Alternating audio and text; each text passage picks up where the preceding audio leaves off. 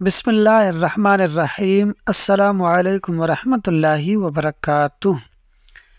اس صدی کی کمزور ترین نسل، وہ نسل جو سن 2000 کے بعد پیدا ہوئی ہے اور آج 23-24 سال اس کی عمر ہو چکی ہے، پوری دنیا میں یہ نسل انسانی تاریخ کی سب سے جسمانی طور پر کمزور، لاغر اور ذہنی طور پر نفسیاتی مریض نسل سمجھی جاتی ہے۔ یہ جس دور میں بڑی ہوئی ہے وہ تاریخ انسانی کا سب سے زیادہ ٹیکنالوجی استعمال کرنے کا دور ہے۔ یہ نسل بڑی ہوئی ہے ٹیکنالوجی استعمال کرتے ہوئے۔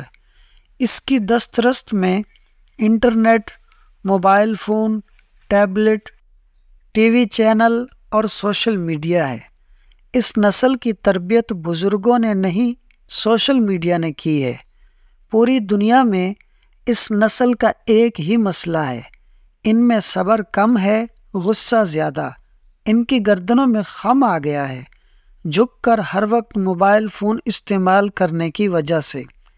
ہر وقت اسکرین کے آگے بیٹھ کر گھنٹوں کام کرنے کی وجہ سے ان کی آنکھیں کمزور ہیں۔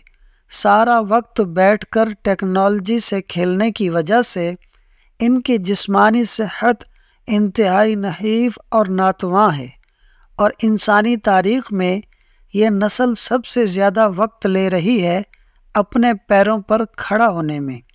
مغربی دنیا میں لاکھوں نوجوان زی جنریشن کے بعد اب واپس اپنے ماں باپ کے گھر لوٹ رہے ہیں، کیونکہ وہ باہر کی دنیا میں گزارا ہی نہیں کر سکتے۔ ان کو بومی رینگ جنریشن کہا جا رہا ہے، یا بومی رینگ چلڈرن، آسٹریلیا کے اس قدیم ہتھیار کے نام پر کہ جس کو ہوا میں پھینکو تو وہ گھوم کر واپس اپنے مالک کے پاس آ جاتا ہے۔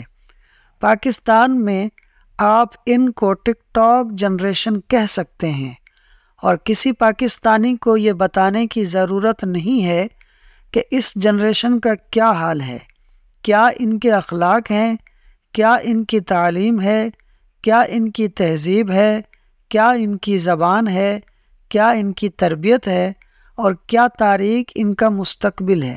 ذرا سوچیں، یہ ملک کی تقریباً 40 سے 50% آبادی ہے، یعنی تقریباً 10-12 کروڑ۔ سوچیں اگر پاکستان کو غزہ، عراق، شام، لیبیا یا یمن جیسی آزمائش کا سامنا کرنا پڑا تو اس نسل کا کیا حال ہوگا؟ یہ لکڑی سے آگ نہیں جلا سکتے، ان کو نقشہ دیکھ کر مشرق اور مغرب کا علم نہیں ہے، ہتھیاروں کا استعمال اور سروائیول تو چھوڑ ہی دیں، یہ دھوپ میں آدھا گھنٹہ نہیں کھڑے رہ سکتے، نہ 5 کلومیٹر پیدل چل سکتے ہیں۔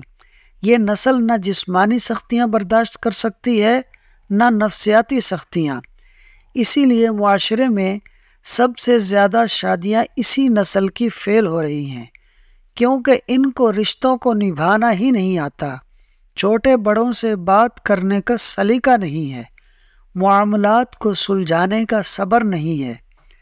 آج آپ ویڈیو گیم کھیلتے کسی بچے کا نیٹ بند کر دیں، پھر دیکھیں کہ اس میں کس طرح جن گھستا ہے۔ چھوٹے چھوٹے بچوں نے اپنے پورے خاندان قتل کر دیے صرف انٹرنیٹ بند ہونے پہ۔ اور آپ کو ایک کمال کی بات بتائیں، غزہ میں جو مجاہدین اس وقت مشرق وسطیٰ کی اتنی بڑی طاقت اور پوری دنیا کی طاقتوں کو ناکوں چنے چبوا رہے ہیں، ان کا تعلق بھی جنریشن زی سے ہے، مگر غزہ والی وہ نسل ہے جو آگ اور خون کی بھٹی میں پک کر جوان ہوئی ہے، جن کی راتیں ایک راہب کی طرح اور جن کے دن ایک شہ سوار کی طرح ہوتے ہیں، جو صرف اس لیے زندگی گزارتے ہیں کہ مسجد اقصیٰ کو یہودیوں سے آزاد کرا سکیں۔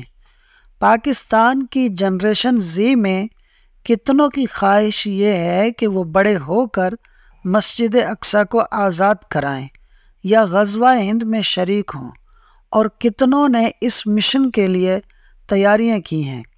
اس سوال کا جواب اتنا تکلیف دہ اور خوفناک ہے کہ انسان کو ڈر لگنے لگتا ہے۔ جو نسل نہ اپنے کسی کام کی ہو، نہ پاکستان کے کسی کام کی، نہ سیدی رسول اللہ کی امت کے کسی کام کی، پھر اللہ اس نسل کو کیوں رکھے گا؟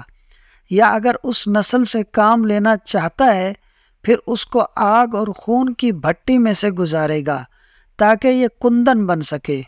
موجودہ حالت میں تو یہ پاکستانی قوم اور اس کی نوجوان نسل کسی کام کی نہیں ہے۔ اللہ بلا وجہ کسی قوم کو تبدیل کر کے اس کی جگہ دوسری قومیں نہیں لاتا۔ جب پچھلی فصل اجڑ جائے تو نئی فصل لگانے کے لیے کھیت میں پہلے ہل چلانا پڑتا ہے۔ قوموں کے عروج و زوال میں تہذیبوں کے ساتھ بھی یہی ہوتا ہے۔ گلی سڑی تہذیب یا قوم کو اکھاڑ کر اس کی جگہ ہل چلا کر پھر نئی قومیں وہاں آباد کی جاتی ہیں۔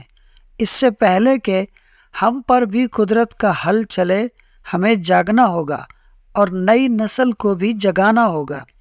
اللہ پاک ہمیں بامقصد انسان بنائے، آمین۔